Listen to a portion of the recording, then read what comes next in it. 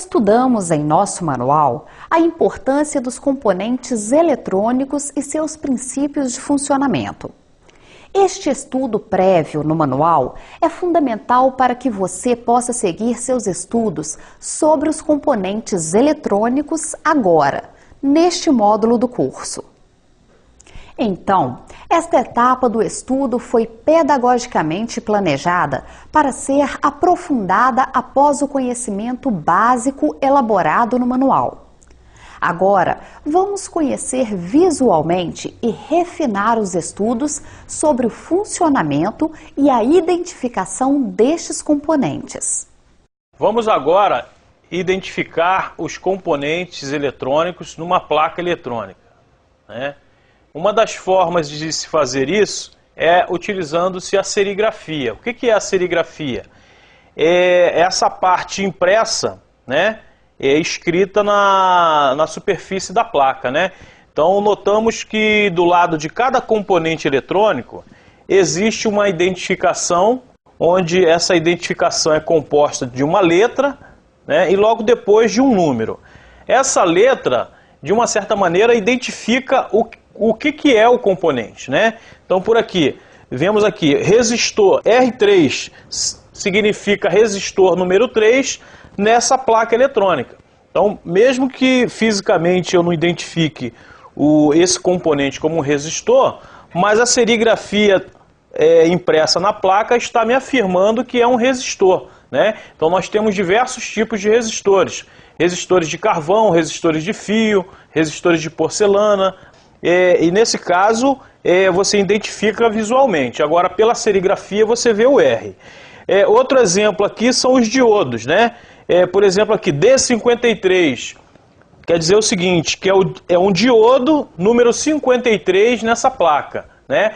Essa numeração do lado de cada letra também auxilia na identificação do componente quando você estiver analisando o esquema eletrônico dessa placa eletrônica, né? Então essa numeração indica o posicionamento desse diodo lá no esquema elétrico que vamos ver posteriormente. Outro componente são os transistores, né? O transistor, ao contrário dos resistores e dos diodos, né, que começam com a letra correspondente, no caso do transistor começa com a letra Q. Então, por exemplo, Q10. Q10 significa o transistor número 10 nesta placa, né? Então é a letra Q de queijo, né?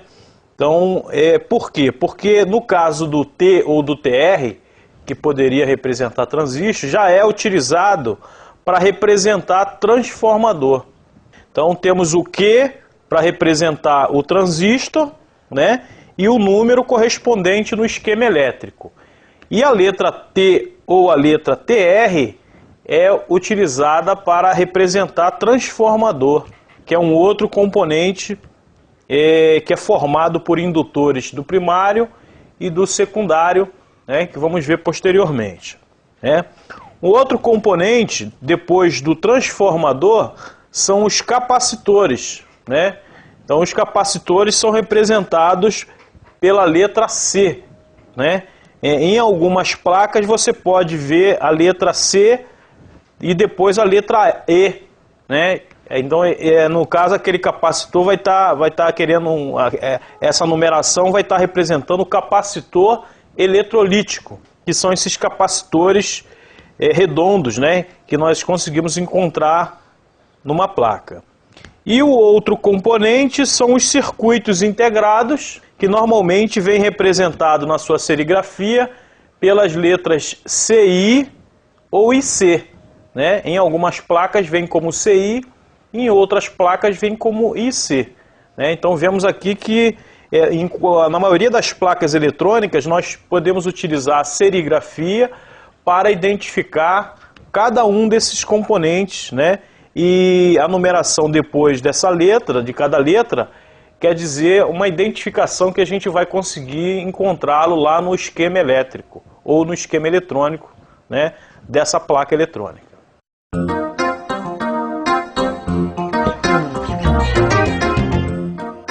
Bom, vamos falar agora das funções dos componentes, iniciando pelo resistor, né? O resistor são componentes que são utilizados numa placa eletrônica para causar, né, a função principal do resistor é causar uma queda de tensão, né, e reduzir essa tensão para um circuito mais na frente, né? E nós temos vários tipos de resistores, né? Nós temos os resistores à base de carvão, que são os resistores que possuem um código de cores, né, no corpo dele. Os resistores de carvão usam um padrão de listras coloridas para indicar sua resistência. Existem resistores que utilizam 4, 5 e até 6 faixas de cores. Nos de 4 faixas de cores, as 2 primeiras representam os algarismos numéricos de seu valor. Cada cor gravada representa um valor, codificada com os seguintes valores. Preto corresponde ao algarismo 0, marrom ao 1, vermelho ao 2, laranja ao 3, amarelo ao 4, verde ao 5, azul ao 6, roxo ao 7, cinza ao 8 e o branco ao 9. A terceira cor do resistor representa o fator de multiplicação dos 2 algarismos anteriores. As cores anteriores correspondem aos mesmos valores, mas de fatores de multiplicação. São acrescentadas 2 cores, ou o dourado, que representa 0,1, e o prateado, que corresponde a 0,01. Por fim, a última cor representa a faixa de tolerância do resistor, onde o dourado é de 5%, o prateado 10%, marrom 1% e vermelho 2%, e sem cor gravada 20%. Vamos ver um exemplo para entendermos melhor esta representação. Observe que neste resistor de carvão, a primeira cor é amarela, a segunda verde, a terceira laranja e a quarta e última prateada. Ou seja, comparando com o quadro, o primeiro algarismo é 4, o segundo 5, o terceiro é o fator de multiplicação, ou seja, 1000. Então, este é um resistor de 45 vezes 1000, que representa 45.000 ohms. Como a última cor é prateada, o seu valor de tolerância é de 10% dos 45.000, ou seja, seu valor pode variar 4.500 para mais ou para menos. Ao medir com o ohmímetro, seu valor pode variar de 40.500 a 49.500 ohms. Nos resistores de 5 faixas de cores, é acrescentada mais uma faixa para representar o algarismo. Vamos estudar um exemplo. Neste resistor, a primeira cor é vermelha, a segunda branca, a terceira azul, a quarta vermelho e a quinta dourada. Ou seja, este é um resistor de 29.600 ohms, com a faixa de tolerância de 5%. Isto é, podendo variar para mais ou para menos 1.480 ohms, de 28.120 a 31.080 ohms. No último caso, nos resistores de 6 faixas de cores, a representação é igual à de 5 faixas, mas existe uma última faixa para identificar o coeficiente de temperatura. Para ele, o marrom vale 100 e o vermelho 50.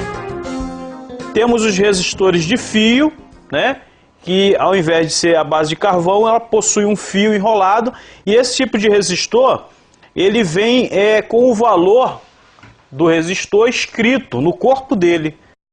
Neste caso, o valor nominal de sua resistência é de 680 ohms. A tolerância é de 5% e a potência de dissipação é de 5 watts.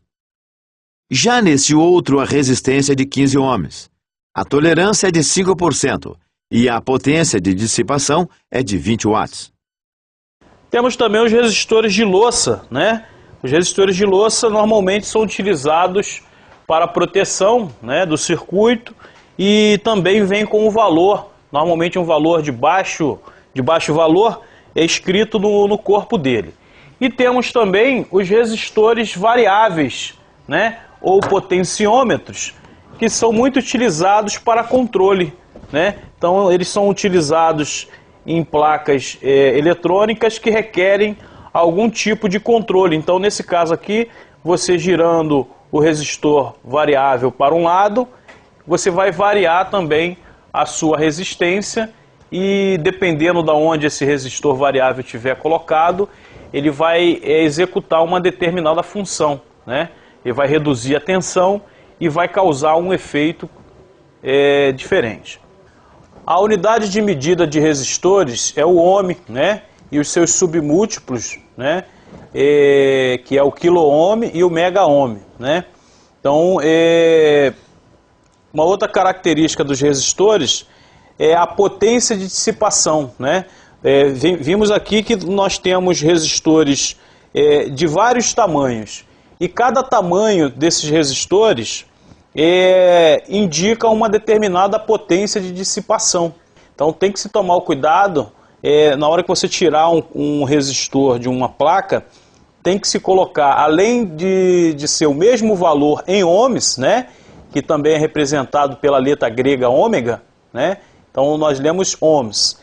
Nós temos que tomar cuidado também com a potência de dissipação. No caso dos resistores à base de carvão, o tamanho do resistor indica, né? Então nós temos resistores de 1/8 de watt, meio watt, 1 watt, 2, 3 watts, né? Então o tamanho deles é que vai dizer qual a potência de dissipação. Os resistores de fio, no corpo, igualmente vem escrito o valor em ohms, vem também escrito a potência de dissipação. Então, nesse caso aqui, por exemplo, resistor de 22k ohms e 3 watts de dissipação, né? Então está escrito no corpo deles. Resistores de fio e os de porcelana normalmente vem escrito, e nos outros é pelo tamanho.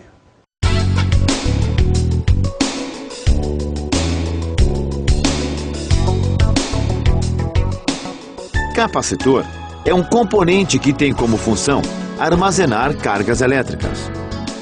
Ele é constituído de duas placas de material condutor, isoladas eletricamente e que estão conectadas aos seus dois terminais. Entre as placas é colocado um material isolante chamado de dielétrico. Normalmente é utilizado como material isolante o óleo. Vemos neste capacitor aberto que estas duas placas, por vezes, são grandes e ficam enroladas no interior do componente. A unidade de capacitância é o Faraday, representado pelo F, ou microfaraday. O capacitor tem a propriedade da capacitância, que se caracteriza por apresentar uma oposição à variação de tensão de um circuito. A capacitância é, portanto, a grandeza que define se um capacitor pode armazenar mais ou menos energia e depende basicamente de fatores construtivos. Quando o capacitor é carregado, aparece um campo elétrico entre suas placas e uma diferença de potencial entre seus terminais.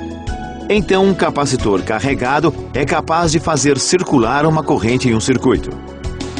Para este circuito, ao fecharmos a chave 1, um fluxo de elétrons sai da placa negativa da fonte e vai se acumular na placa de baixo do capacitor, carregando-a negativamente. Ao mesmo tempo, elétrons por repulsão se deslocarão da placa de cima em direção ao polo positivo da fonte, tornando a placa de cima do capacitor carregada positivamente. O amperímetro colocado no circuito indicará a passagem de corrente no sentido horário, ou seja, de positivo da fonte para o negativo, a chamada corrente convencional. Em todas as análises, consideramos sempre o sentido convencional da corrente, ou seja, uma corrente contrária ao fluxo de elétrons do polo positivo para o polo negativo da fonte. A corrente cessará quando o capacitor estiver totalmente carregado. Se abrirmos a chave 1 e fecharmos a chave 2, com o capacitor carregado, a sua tensão será aplicada sobre a resistência R2. Assim, elétrons saem da placa negativa e vão para a placa positiva do capacitor, passando por R2. A corrente vai reduzindo sua intensidade até o capacitor estar totalmente descarregado. provando que o capacitor foi capaz de armazenar energia e que esta foi transformada em energia térmica no resistor. Vamos agora conhecer os capacitores, né? São componentes eletrônicos muito utilizados em placas, né? E são utilizados principalmente para poder estabilizar a energia, né? E corrigir ondulações na tensão elétrica que vai alimentar a placa. Vamos conhecer agora os capacitores eletrolíticos, né? São capacitores polarizados, né? Ou seja, ele tem o positivo e o negativo, que não pode ser invertido, né? Na placa. E esses capacitores possuem um dielétrico interno, que pode ser óleo, pode ser papel, pode ser tântalo, né? O mais utilizado são os capacitores com dielétrico de óleo, né? Que a gente vai encontrar muito em placas eletrônicas. E esse capacitor é utilizado principalmente para corrigir ondulações na tensão alternada ou na tensão pulsante, né? Então a gente vai ver ele presente, vai encontrá-lo presente em muitas placas de fonte de alimentação, né? E ele fornece energia ao circuito.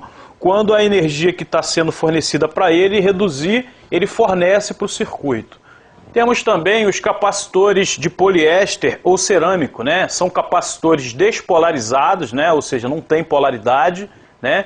E normalmente são utilizados em circuitos eletrônicos para poder fornecer um atraso à tensão, né? Então, normalmente esses capacitores são também utilizados em circuitos RC para gerar clocks, né? E em circuitos osciladores, né? Então, essa é a função desses capacitores cerâmicos e de poliéster. Esses capacitores de poliéster ou de cerâmica, né, devido a eles não serem polarizados, eles podem ser colocados em qualquer posição, né, diferente dos eletrolíticos, que você precisa tomar cuidado, né, na polaridade. Então, os cerâmicos e os de poliéster são despolarizados, né, e você pode colocar ele de qualquer lado, né, ele não tem positivo nem negativo para ser soldado.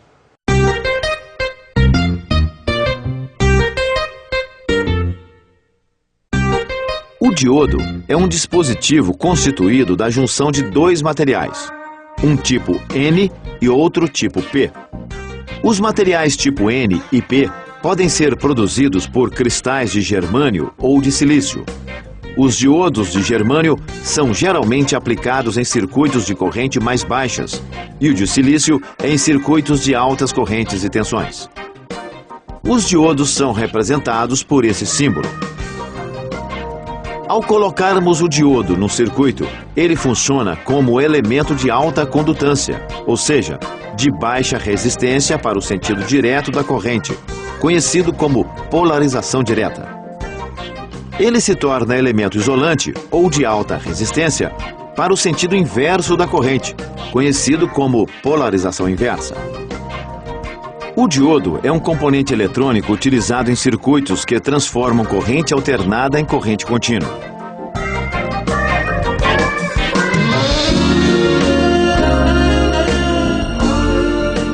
Os diodos, eles são muito utilizados em placas na parte de retificação da tensão alternada, ou seja, eles eliminam o ciclo negativo ou o ciclo positivo, dependendo do lado, né, do sentido em que ele for colocado diante da tensão alternada, né? Então, numa determinada posição, ele deixa passar somente os ciclos positivos, e se ele for colocado ao contrário, ele deixa passar somente os negativos, né? Então, daí a gente chama que houve uma retificação da tensão alternada, e do outro lado do diodo, os pulsos são ou só positivos ou só negativos. E essa tensão pulsante, posteriormente, ela vai ser filtrada e vai ser transformada numa tensão contínua. Como vimos nessa placa, utilizou-se aqui 4 diodos retificadores. Agora, em muitos projetos é muito comum se utilizar pontes retificadoras, né? Ou a gente chama de retificadores em ponte, ou diodos em ponte. Esses retificadores em ponte, eles são utilizados para economizar espaço numa determinada placa, num determinado projeto que for feito. Então, eles são utilizados no lugar de se utilizar 4 diodos separados. Outro tipo de diodo é o diodo Zener, né? O diodo Zener ele é muito utilizado como regulador de tensão. Então, a função do diodo Zener é estabilizar, né, e regular a tensão que chega até ele. Então, por exemplo, é comum você comprar um diodo Zener de 12 volts. Então, ele só vai deixar passar por ele, né, na saída após ele, só vai ter aquela tensão de 12 volts. Então, você quando compra o diodo Zener, você compra pela tensão que você quer estabilizar.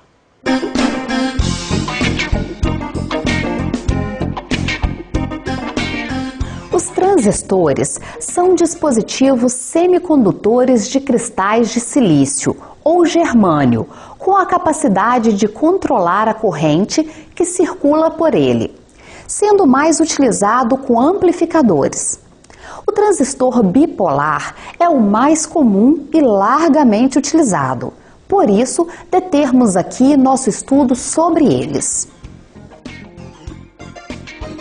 Eles são constituídos por 3 seções de material semicondutores, tipo P e tipo N, sendo possível 2 combinações chamadas NPN e PNP.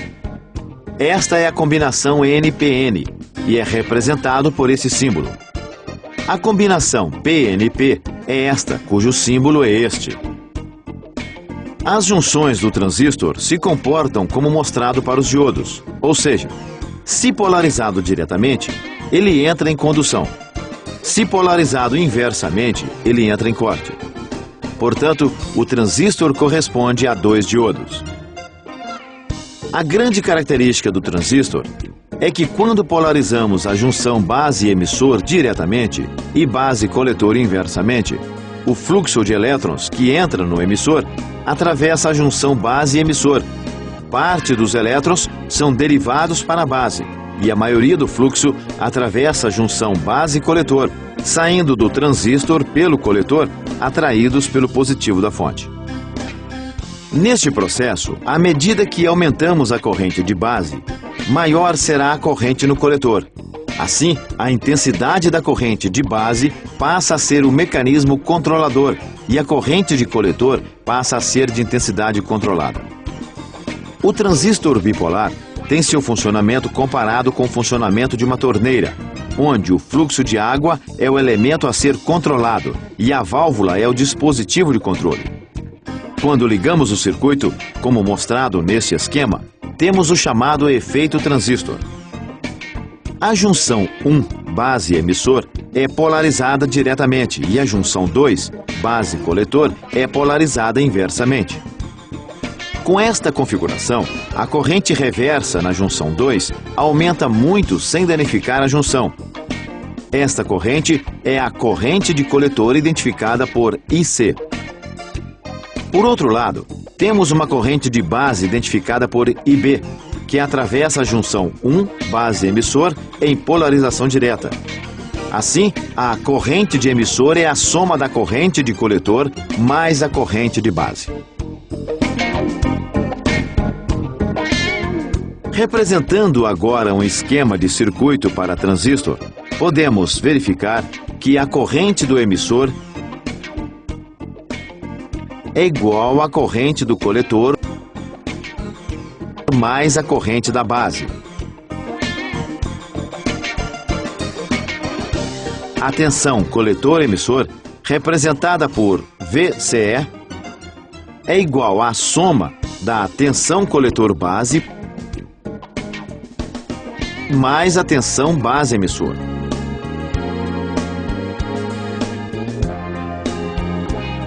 Na configuração de transistores para amplificação de sinais, temos que definir um terminal comum aos sinais de entrada e de saída.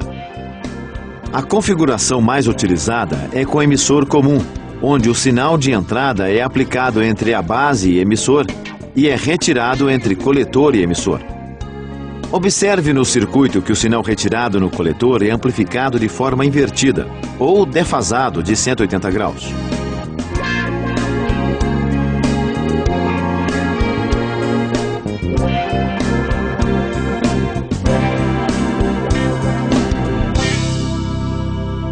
corrente do sinal de entrada é praticamente igual à corrente de saída. Portanto, o ganho de potência de amplificação é da mesma ordem do ganho de tensão. Assim, é interessante manter a corrente de base a mais baixa possível, permitindo que a maior parte da corrente do emissor circule no coletor, garantindo maior potência de saída. Bom, os transistores são componentes eletrônicos muito utilizados em placas, né, de diversos tipos. Basicamente, eles são utilizados como chaveadores, né? O transistor é muito utilizado como chaveador, chaveando tensões e correntes do coletor, que é um dos terminais dele, para o emissor. Então, o transistor bipolar comum, nós temos 3 terminais. Temos o coletor, temos o emissor e temos a base. Então, só vai haver tensão passando do coletor para o emissor se tiver uma tensão que autorize presente no terminal da base. Se não tiver esta tensão, o transistor vai estar cortado e não vai haver nenhuma corrente circulando por ele, né? Então, esse é o transistor bipolar comum. E ele é muito utilizado também em amplificação de circuitos, né, em sinais elétricos que precisam ser amplificados. Então, o transistor também é muito utilizado dessa maneira.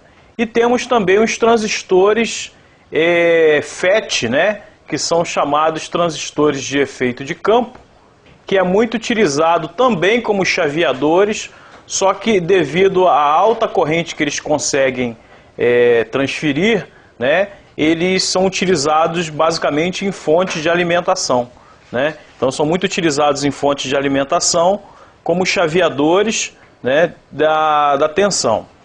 E nesse caso dos transistores FET, nós vamos ter outros 3 terminais, né?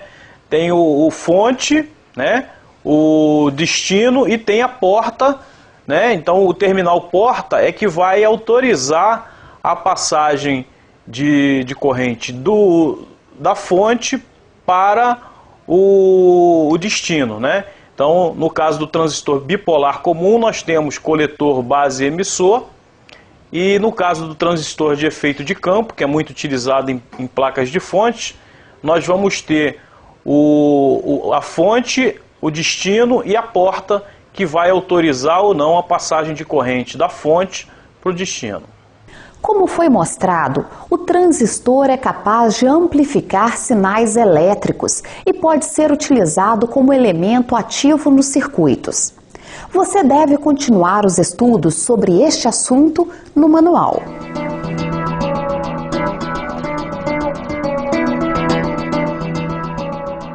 Circuitos integrados, como o próprio nome já diz, são circuitos eletrônicos integrados no mesmo circuito, ou seja, é uma reunião de capacitores, resistores e transistores, né, que possuem uma função definida.